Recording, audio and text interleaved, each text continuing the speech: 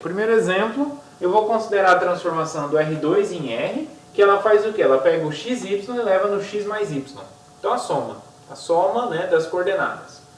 Essa soma das coordenadas, então, é uma transformação que é linear, vocês podem verificar isso, né, as duas condições lá, ou aquela única condição pela proposição, tá? Podem verificar aqui como exercício.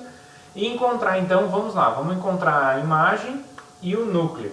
Então, quem é a imagem? Como que a gente encontra a imagem, né? Para encontrar a imagem, a gente tem que olhar para o contradomínio. Para o contradomínio, são os números em R. Então, se eu tenho um número C, pertencente a R, tá? É um número que está lá no contradomínio. Será que ele pertence à imagem? Será que eu consigo um ponto no plano que é levado nele? Consigo, né? Consigo até mais do que um. Por quê? Porque olha só, dado esse carinha, então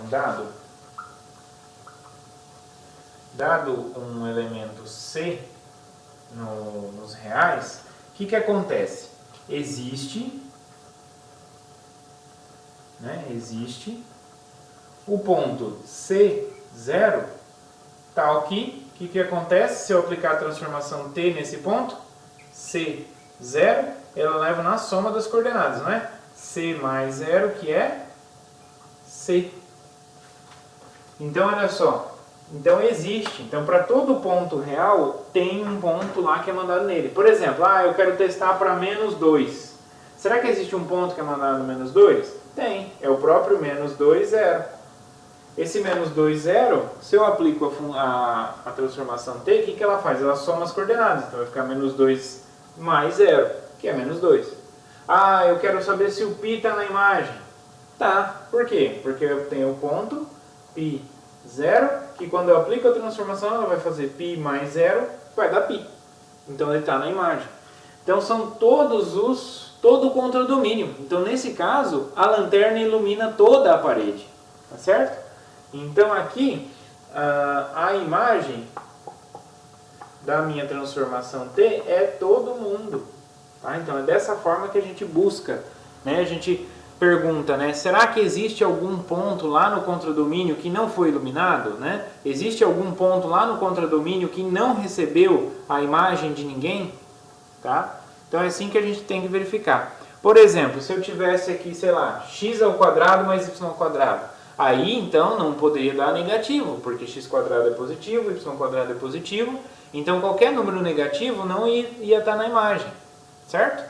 Então, esse tipo de raciocínio. É claro que aí x quadrado mais y quadrado não vai ser linear.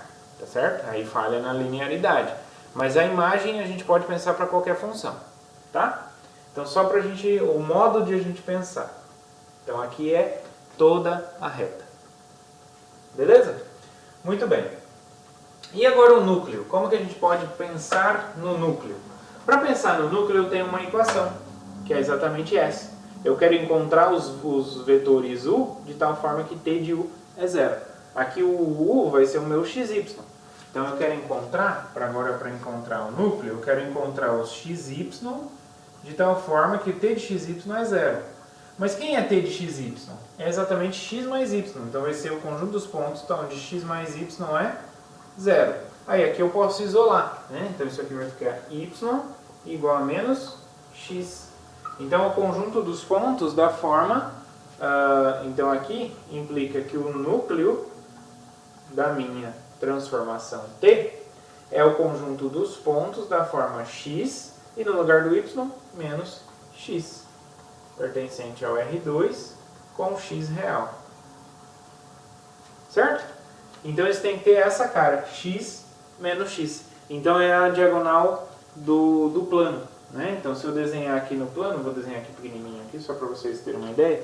Então é a reta y igual a menos x. Então y igual a menos x é essa reta aqui. Tá? Então a transformação T está definida em todo R2. Mas ela leva essa reta aqui em azul, ela leva toda essa reta no zero. Tá? Então toda essa reta vai ser levada no zero. Ok? Então esse é o núcleo. Então o núcleo ele mora no domínio, tá? No U.